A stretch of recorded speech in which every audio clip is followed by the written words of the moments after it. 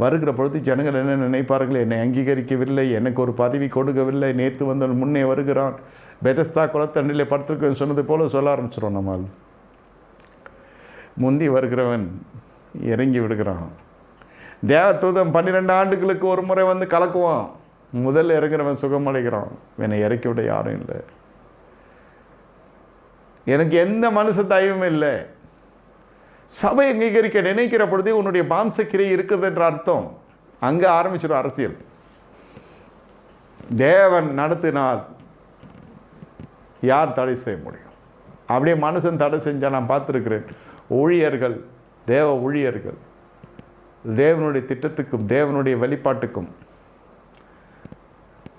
தேவன் எழுப்ப நினைக்கிறல இவர்கள் மாம்ச புயத்தினால, பலத்தினால, அல்லது அவர்கள் இருக்கிற தேவன் கொடுத்த கனத்தினால அவர்கள் தாழ்த்தப்பட்டு போடுவார்கள்.